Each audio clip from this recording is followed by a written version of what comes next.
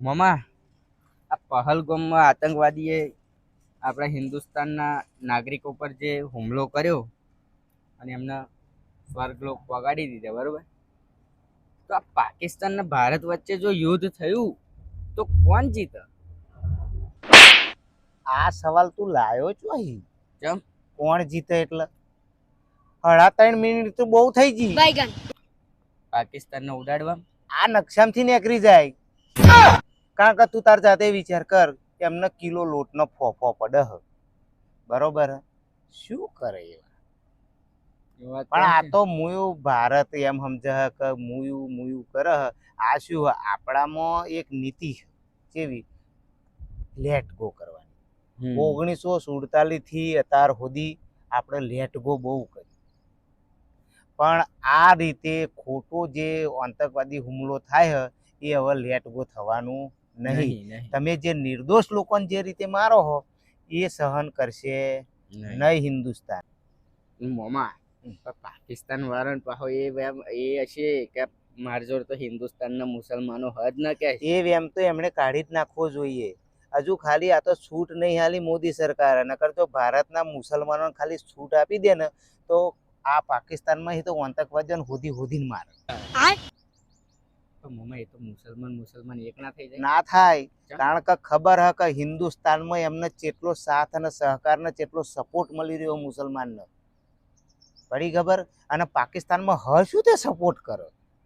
એ આતંકવાદ સિવાય હ શું? એને તો કાયદેસર આતંકવાદ રાષ્ટ્ર જ જાહેર કરી દેવું જોઈએ.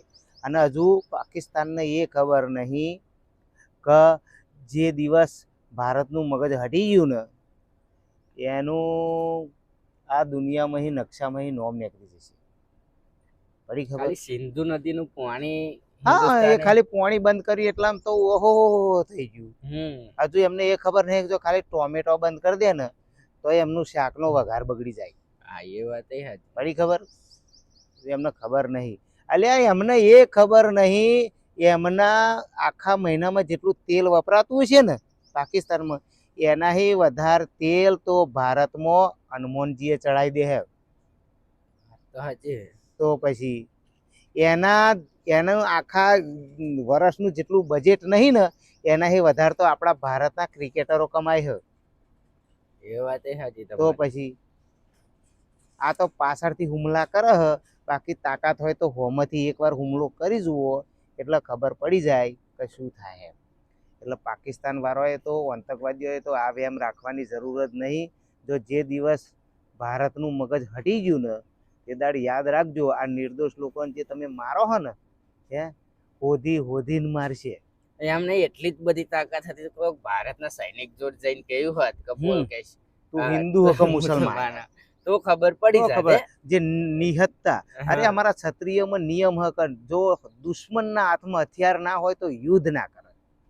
અને તલવાર અલગ લો તો તમે પહેલે વડનું તલવાર અને યુદ્ધ કર, એવો અમારા ક્ષત્રિયમાં નિયમ હ. અને તમે પીઠ પાછળથી વાર કરીને પોતાની જાતને હોશિયારી મારો.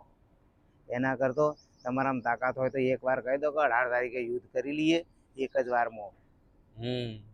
તો આ દુનિયામાં તમારો નકશો એની જાતે 3.5 મિનિટમાં પૂરો. જય હિન્દ, જય રણછોડ. તમારો વિડીયો સારો લાગ્યો હોય તો લાઈક કોમેન્ટ ને શેર કરજો. જય હિન્દ, જય રણછોડ.